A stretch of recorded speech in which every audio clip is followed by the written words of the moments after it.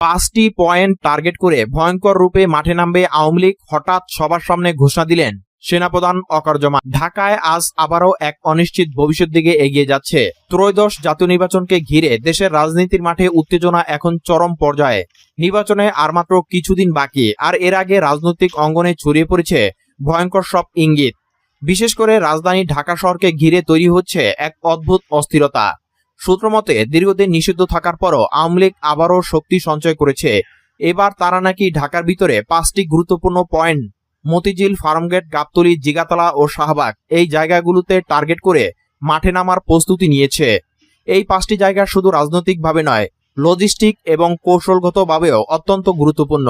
প্রতিটি পয়েন্ট দখল মানে পুরো ঢাকার রাস্তাঘাট, যান চলাচল ও মানুষের নিরাপত্তা হুমকির মুখে পড়বে। রাজনৈতিক বিশ্লেষকরা বলছেন, আওয়ামী লীগ এবার আর শুধু শান্তিপূর্ণ মিছিলে নামবে না, তারা চাচ্ছে এক ধাক্কায় পুরো রাজধানীতে ভয় সৃষ্টি করতে। এমনকি আইনশৃঙ্খলা বাহিনীর ভিতরেও এই তথ্য পৌঁছে গেছে। সরকারের দিক থেকে গোয়েন্দা সংস্থাগুলোকে সর্বোচ্চ সতর্কবার্তা দেওয়া হয়েছে। এমন সময় হঠাৎই দেশের সেনাপ্রধান জেনারেল ওয়াকারুজ্জামান সরাসরি মিডিয়ার সামনে এসে বিস্ফোরক বক্তব্য দেন। তার কণ্ঠে ছিল স্পষ্ট হুঁশিয়ারি। তিনি বলেন, দেশের বিরুদ্ধে কোনো ষড়যন্ত্র বরদাস্ত করা হবে না। নির্বাচন যেন শান্তিপূর্ণভাবে হয়, সেটাই এখন সেনাবাহিনীর প্রধান দায়িত্ব। কেউ যদি ভেবে থাকে রাস্তায় নেমে অস্থিরতা তৈরি করে আবার ক্ষমতার খেলা খেলবে, তাহলে তারা ভুল করছে। তার এই বক্তব্য প্রকাশ হওয়ার সঙ্গে সঙ্গে রাজনৈতিক মহলে এক ধরনের কাঁপন লেগে যায়। অনেকে মনে করছেন সেনাপ্রধানের এই প্রকাশ্য হুঁশিয়ারি সরাসরি আওয়ামী লীগের উদ্দেশ্যেই দেওয়া হয়েছে, কারণ বিরোধী দলগুলো আপাতত শান্ত কৌশল নিয়েছে, কিন্তু আওয়ামী লীগের পুনরায় সক্রিয় হওয়ার গুঞ্জন ইতিমধ্যে চারদিকে ছড়িয়ে পড়েছে। রাজনৈতিক বিশ্লেষকরা বলছেন, আওয়ামী লীগের এই টার্গেট শুধু একটি কৌশল নয়, বরং এটি তাদের অস্তিত্ব রক্ষার শেষ চেষ্টা। দলটি এখন আইনগতভাবে নিষিদ্ধ, কিন্তু সংগঠনের ভিতরে এখনো অনেক ক্যাডার, অর্থ এবং আন্তর্জাতিক যোগাযোগ টিকে আছে। তারা জানে নির্বাচনের আগে যদি নিজেদের শক্তি না দেখায়, তাহলে ভবিষ্যতে তাদের আর কোনো অবস্থান থাকবে না।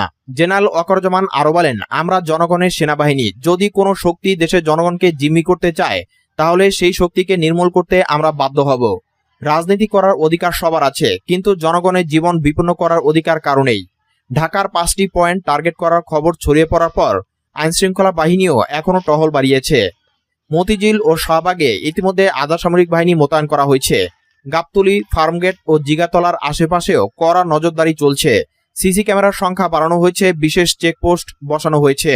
এখন প্রশ্ন হলো, আওয়ামী লীগ কি সত্যি এমন ভয়ঙ্কর রূপে মাঠে নামবে, নাকি এটি কেবল একটি গুজব যার মাধ্যমে জনগণকে আতঙ্কিত করা হচ্ছে? অনেকে বলছেন, বাস্তবে নামলেও তাদের পক্ষে বড় কোনো আন্দোলন টিকিয়ে রাখা কঠিন হবে, কারণ জনগণের বিরক্তি এখন চরমে। অন্যদিকে নিরাপত্তা বাহিনীও সম্পূর্ণ প্রস্তুত, তবে ঢাকা সাধারণ মানুষ শঙ্কিত।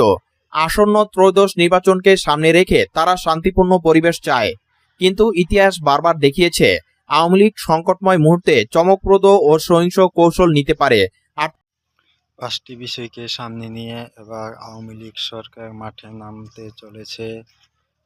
বাংলাদেশ থেকে আওয়ামী লীগ সরকার এবার মাঠে নামতে চলেছে 5টি বিষয়কে সামনে নিয়ে। এই ভিডিওটা দেখে আপনারা কি বুঝতে পারছেন? অবশ্যই ভিডিওটি লাইক, কমেন্ট, শেয়ার করবেন, সাবস্ক্রাইব করতে ভুলবেন না। সঙ্গে থাকার জন্য অসংখ্য ধন্যবাদ।